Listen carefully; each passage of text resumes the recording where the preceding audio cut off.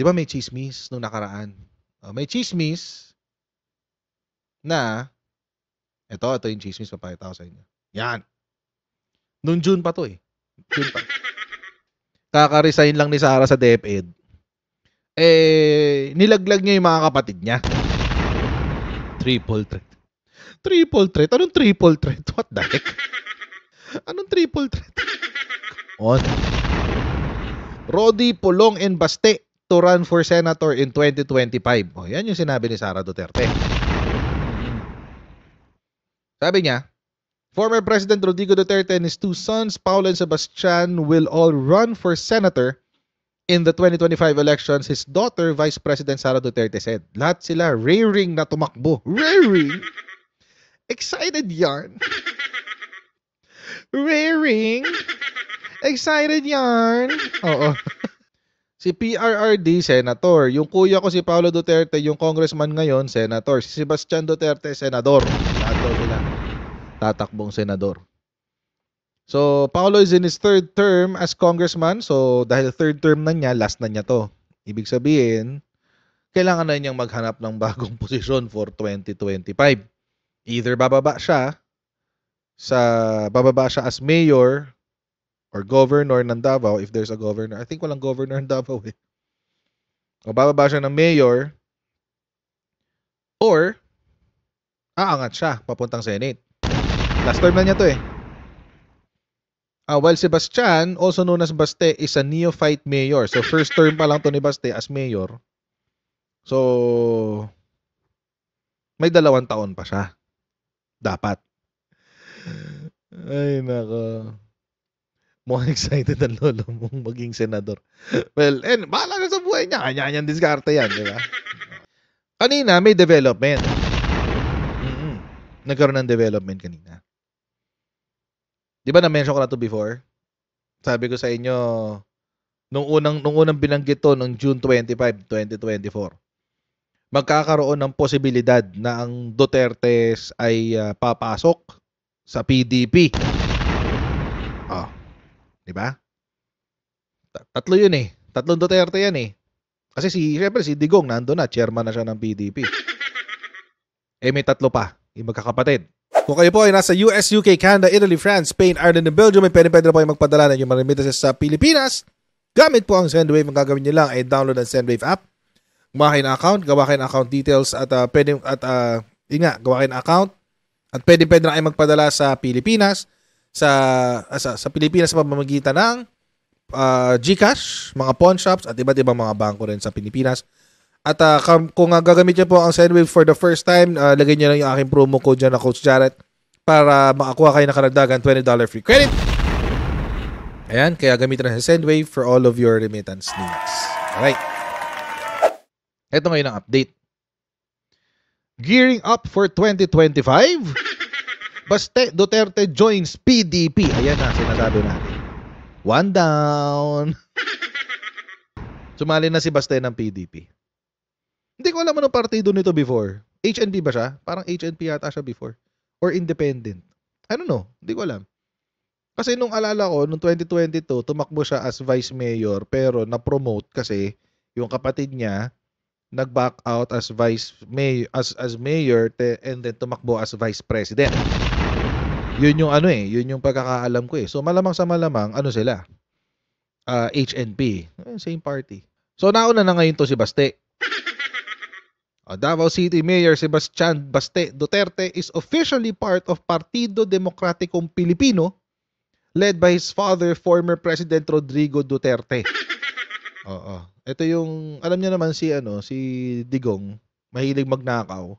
So ito yung partidong ninakaw niya kay Coco Pimentel. Ito yung partidong ninakaw niya kay Coco Pimentel, guys. So ayan. The young mayor took his oath as party member before Duterte, yung tatay niya, currently chairman of PDP, in a simple talaga. Lagi may ganun eh. Pag pinag-uusapan ng Duterte, kailangan merong word na simple. Mind conditioning yan eh. Ito ibig kong sabihin sa inyo mga kotsero na kapag ikaw ay nasa communications, kailangan na iintindihan mo kung paano tumatakbo ang communications. Example yan. Simple. Yung simpleng-simpleng salita, 'di ba? Simple. In a simple ceremony on Thursday. Simpleng seremonyas lang daw. Pero yung word na simple na yan, it already conditions the mind to believe a certain way. Yun yung ibig nating sabihin siya. Edi kung sino man ang sumulat nito, obvious na binibuild up niya si Baste. Di ba? Yan. Simple. And pansinin nyo mga kotsero, kapag may nami-mention na Duterte, kailangan merong salita may salitang simple, may salitang makamasa, mapagkumbaba, etc. etc. Kahit nagbubulsa sila ng 51 billion.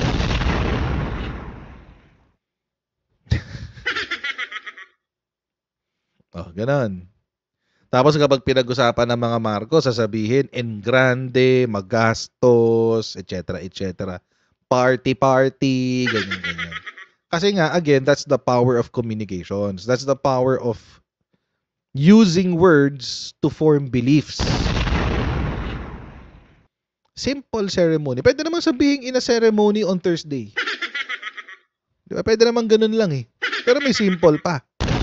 May qualifier na simple. So, mind conditioning yan, guys. The oath-taking event was attended by PDP stalwarts, Senator Robin Padilla and Ronald Bato de la Rosa. Wala si Wala si Bongo? Bakit wala si Bongo? Magkaaway pa rin kayo? Magkaaway pa rin yata si Baste at saka si Bongo. Wala siya eh.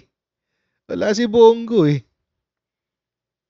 Ang sabi, welcome to the PDP, Mayor Sebastian Duterte, sabi ni Bato de la Rosa.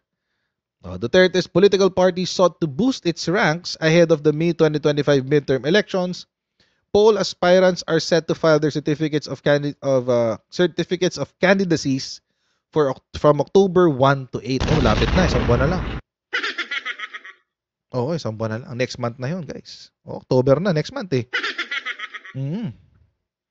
Back in June, Vice President Sara Duterte said her father and two brothers, Davao City Representative Paulo Duterte and Mayor Baste, would run for senator in the 2025 elections. The political plans of the Dutertes were bared amid the widening rift with the Marcoses. Ito yung sinasabi. Oteking, guys. Oteking. Yan. Tapos ito pa yung isa. Di ba? Pak. PDP Chair Rodrigo Duterte officiates the oath of the party's newest member, Davao City Mayor Sebastian Duterte. Witnessing the attestation were officers and members of the PDP. Mayor Baste also took his oath as its executive EVP? Grabe naman. Nipo, mga Nipo baby, style eh. Diba? Yung wala naman napatunayan, pero EVP. Nipong-nipo ah. Walang napatunayan, pero EVP bigla. Wala namang galing, pero EVP bigla. Paano yung mga mahuhusay? Diba? Paano yung mga magagaling? I mean, granted, we're talking about PDP, diba? Hindi naman ako pro-PDP. Pero sabihin na natin paano kung may mga mahuhusay na tao dyan sa PDP? Diba? Yung magagaling talaga, as in mga performers. As in, kapag tinignan mo yung mga distrito nila, tinignan mo yung mga LGU nila, maayos. Pero dahil hindi Duterte ang last name, edi hindi papansinin. Hindi Duterte ang last name eh. So, essentially, mga kotsero, nagko-consolidate na ng kapangyarihan nitong mga Duterte. Kailangan magkasama-sama na lang sila sa isang partido. Kasi, kung tutuusin, ang laki ng kalaban nila eh. Ang laki ng alliance ng PFP, Lakas CMD. Ano ba yung kay Tito Soto? Ano ba yung partido nila Tito Soto? Tsaka kay Lacson. Si Lacson yata kasama na ni Tito Soto eh. Magkasama na sila sa isang party. Ayun, basta yun. Kung ano man yung partido ni Tito Soto. Tapos andun pa yung nasyonalista. NPC. NPC daw. Oo, NPC. Tapos andyan pa yung nasyonalista. Ang lalaki nun, guys. Oo, ang laki ng makinarya ng mga yun. Yung partido ni Tito Soto is the second biggest eh. Laging second biggest yan. NPC. NPC, NUP. Basta anyway, basta yun. Basta yung kay Tito Soto. Yun yung second biggest eh. Yung kay Tito Soto. So, laging imagine, Partido Federal, so that's the main party. Kasi yun yung partido ni PBBM eh. Tapos meron kang Lakas CMD, which is the biggest right now. Yung biggest party. Kasi syempre, usually, kung kanino yung administrasyon, nag-gravitate doon yung mga tao. So, naglilipatan, nag-gravitate doon. Tapos, nandiyan pa yung NPC. Tapos, biglang sumama pa si nasyonalista. Ang lalaki nun, guys eh. Ang lalaki nun. So, kung tutuusin, tapos ito ang kalaban nila, PDP lang. The former biggest. Oo, yung former. Kasi nag-alisan na rin mga tao dyan eh. Lalo nung umalis si Cristina Frasco. Cristina Frasco. Yung anak pala yun, si Cristina Frasco. What's her name? Yung nanay ni Cristina Frasco. My God, I keep forgetting names na. Gwen. Yun. Si Governor Gwen. Nung umalis, wala. Nagsamahan sa kanya. Sa One Cebu. Yung One Cebu yun eh. Okay, salamat po sa mga nagko-comment ng Gwen Garcia. Baliw. Si Pino Santos sabi Gwen Garcia. Garcia yun. Gwen Garcia. Buuin mo. Hindi pwedeng Gwen Garcia lang. Iba yun. Si Governor Gwen. Si Gwen Garcia. Tawag dito. So, ayun. Nung bumukod siya sa PDP, ang daming sumama eh. Ang daming umalis din. So, pilay ngayon tong PDP. Pilay talaga yan, guys. Sobrang pilay niyan. Kaya nga ako, mga kotsero, nag-aabang na lang ako eh. Feeling ko magkakaroon na ng alyansa ng PDP-HNP. Soon yan. Kung hindi man, well, edi wala. Pero ako I have a feeling na na magkakaroon ng alyansa yan soon. PDP tsaka HNP. Kasi ang HNP, ang chairman dyan, si Sara Duterte. So kung susuportahan niya yung mga kapatid niya tsaka yung tatay niya, magkakaroon sila ng alliance. So, hindi ako magtataka kung mangyayari yun. And wala namang illegal dyan eh. Oo, wala namang illegal dyan eh. So, it's something that they need to do for their political survival. Kailangan nila yun. Kailangan nila yan for their political survival. Kasi, ang laki ng hinina ng Duterte, ng Duterte brand. Di ba niyayabang-yabang pa yan before? Niyayabang-yabang pa yan ni what's her name?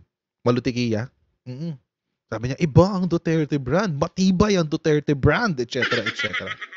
Matibay ang Duterte brand, what have you, ganun. May ganung drama eh. Yung mga DDS before. Kaso iba. Iba na ang sitwasyon ngayon. Iba na ang sitwasyon ngayon, guys. Oo. 16% na lang ang sumusuporta sa mga Duterte. Partida. 20 yun nung nakaraan. Di ba sabi ng Okta survey, 20% daw ng mga voters ang Duterte supporters nung April. 20% nung April. Lang yan, lumipas ang 3 months. So paglabas ng survey ng July, 16% na lang ang Duterte supporters. Di ba? Ang laki nang nawala. And it's their fault. Really, it's their fault. They have no one else to blame but themselves. Seriously. Walang yun eh. Walang there's no one to blame but themselves. Doon sa pagbaba nila sa rating. 16 may margin of error pa. Tatawa naman ako sa comment ni TRL. 16 lang tapos may margin of error pa. Plus 3 minus 3. So, pwedeng 13%. Pwedeng 19%. Diyos ko. But anyway. So, ayun. So, wala silang choice but to consolidate. Wala silang choice. Kailangan nila mag-consolidate ng kapangyarihan nila. Ng impluwensya nila. Kasi otherwise, wala. Buburahin sila sa mapa. Mabubura sila sa mapa. Sure yan. Mabubura sila sa mundo ng politika ng Pilipinas. Imagine, halimbawa na lang, yung mga loyalists. Simula 1986, binibira yan ng mga dilawan. Pero after 30 years, after 30, 40 years, andyan pa rin. Solid. Wala, hindi nawawala. Solid. Mga liberal, ganun din. Panahon ni Digonggong, durug na durug sila kay Digong.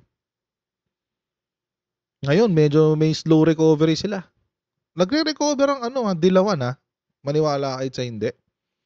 Alam nyo kung bakit? They're starting to earn ulit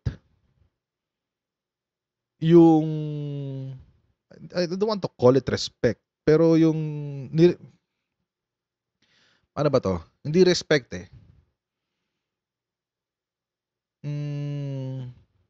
nababawi na nila, sige, for lack of a better term, yung respeto ng taong bayan. O yung reputation. Tama yung sinabi ni Softbites. Nababawi na nila yung reputation nila as the real opposition, the true opposition.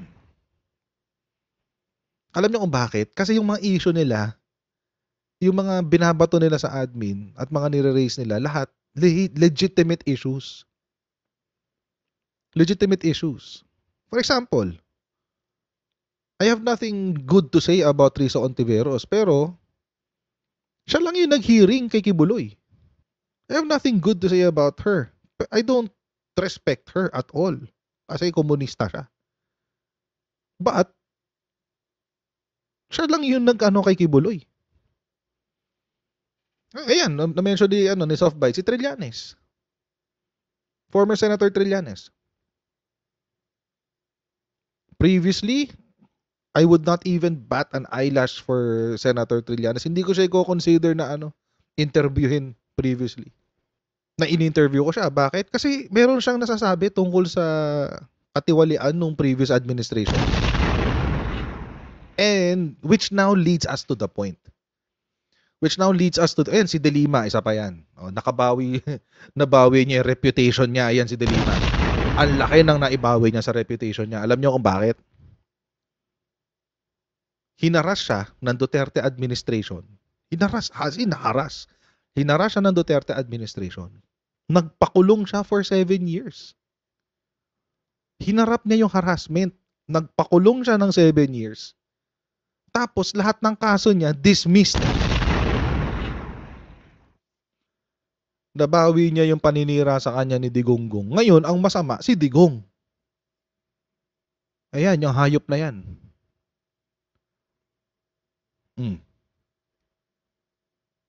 Alam niyo kung bakit? Nababawi ngayon ng dilawan yung reputation nila? It's not even because of the administration. Hindi dahil sa administrasyon yan. Alam niyo kung bakit? Dahil sa mukong na to, yan, kay Digong.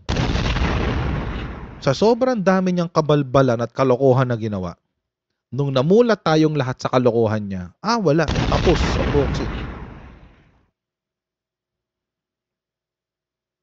Comment. Buti pa si De Lima may balls kaysa kay Pacquiao.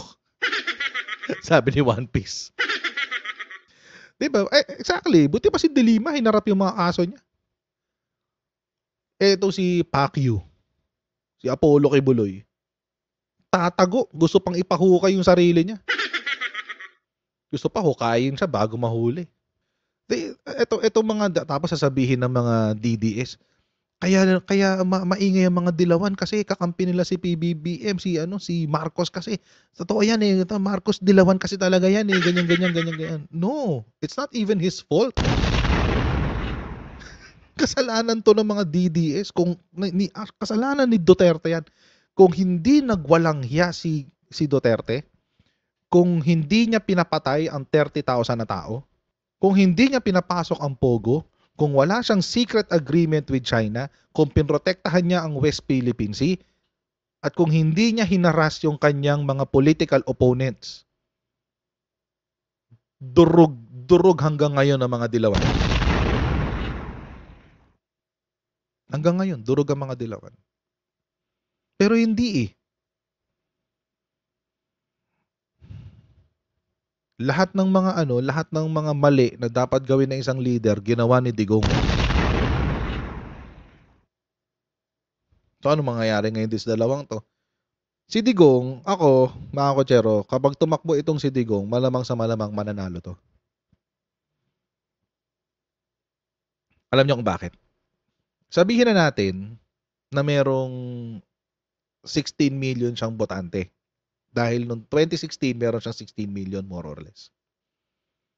Meron siya 16 million more or less. Etong si Digonggong. So sabi plus or minus 3 million. Sabihin natin gano'n. Meron niyang boto. So ang lowest niya would be around 13 million. 12 to 13 million. Yun ang lowest number ng votes na pwede niyang makuha. So posible, ito si Digonggong makakapasok to ng Senado. Pero, yung dalawang anak niya, ayan o, sabi ng survey, tagilid. O yan, bago lang yan na survey. O. Anong sabi? Sa survey na isinagawa ng Pulse Asia, si Baste ay nasa pang 28 to 30 na 20 to 28 na pwesto habang si Pulong ay pang 21 to 30. Si Duterte pang 5. Alam niyo mga kotsero, sana hindi magkatotoo na makapasok si Digong. Pero I mean, let's be real. Let's be real. Hindi pa ganun ka quote unquote sira. Hindi pa ganun kasira si Digong. At least si Rodrigo Duterte ha. Si Rodrigo Duterte. Si Baste tsaka si Pulong, wala yan. Maliit na bagay yan. Tsaka mga kotsero, dati ko pa sinasabi to. Ang DDS, kaya lang sila nag-e-exist dahil kay Rodrigo Duterte. Ang DDS, kaya lang sila nag-e-exist dahil kay Rodrigo Duterte. And no one else. Kaya kailangan si Digong hindi mamatay. Pag namatay si Digong, magkakaroon ng malaking decline ang support ng mga DDS. So, hindi siya katulad ni hindi siya katulad ni Apo Lakay. Kasi Apo Lakay, nagkaroon siya ng 20 years para i-build yung kanyang reputation. Wala siyang ganun eh. Ito si Digonggong. Kumbaga, para siyang putok sa buho eh. Bigla na lang sumulpot. Tapos naghari-harian na sa Pilipinas. Biglang sumulpot tapos naghari-harian na sa Pilipinas. Ganun si Digong eh. Hindi pa solid yung kanyang support base. Hindi pa ganun ka-solid. So, most probably, again, si Digong makakapasok yan. Dahil meron pa rin siyang support. Pero yung iba, wala. Malabo na yung iba. I doubt. Tahimik si Amy Marcos no? Saan kaya kakampi si Marcos? Kasi by now, sigurado, nagbubuo na ng senatorial slate ang mga ang mga iba't ibang grupo. Mubuo na sila ng senatorial slates nila. Yung mga Dilawan, meron na silang 4 yata. Si Bam tatakbo, si Chel Jokno tatry ulit. 3 sila or 4. Basta may isa pa.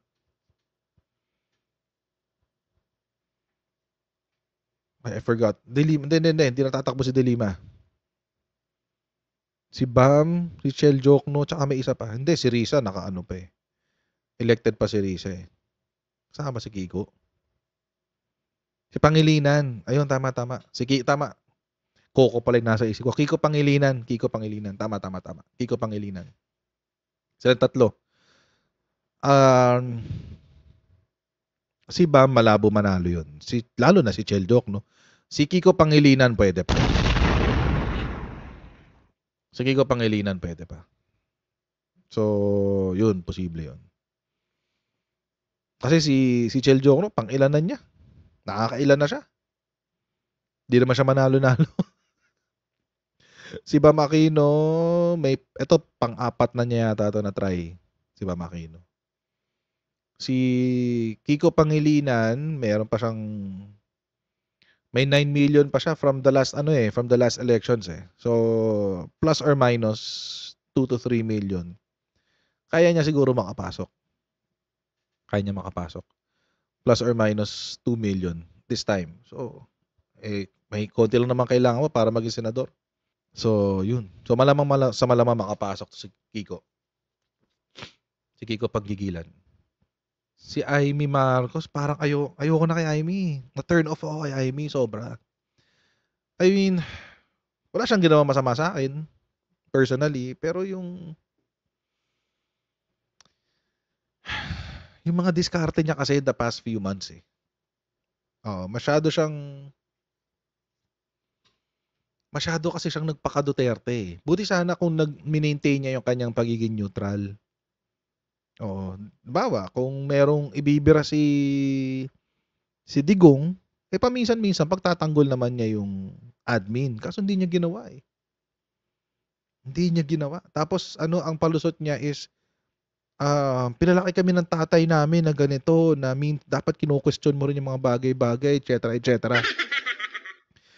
Para sa akin, that's a cop-out already.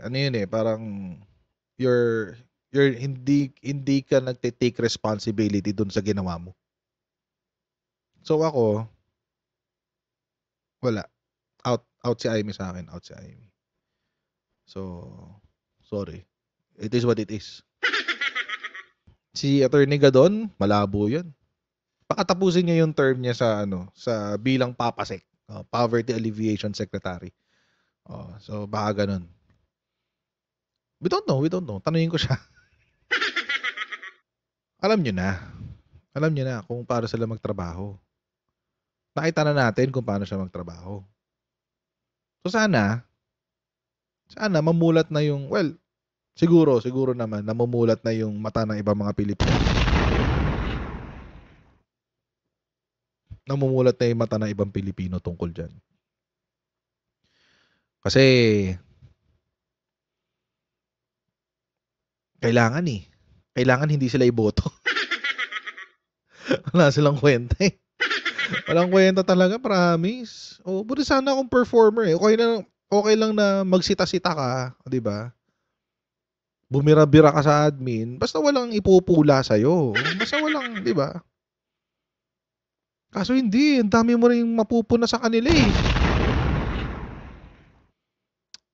'Di ba? Tsaka sana hindi na tayo, wag na tayo mag-Duterte, guys. Last ako personally, ewan ko sa inyo, basta ako personally, last ko na yung etong nakaraan.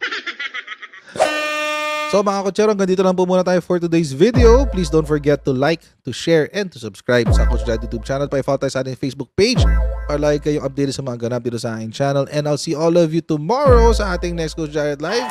God bless and see you next time, guys. Bye!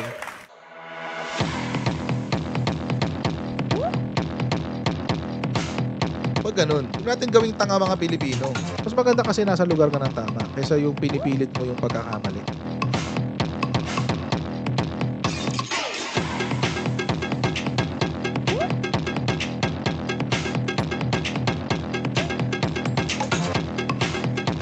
Are they willing to go that far? Hindi makakalimutan ng Pilipino yan hanggat di nasasagot niya.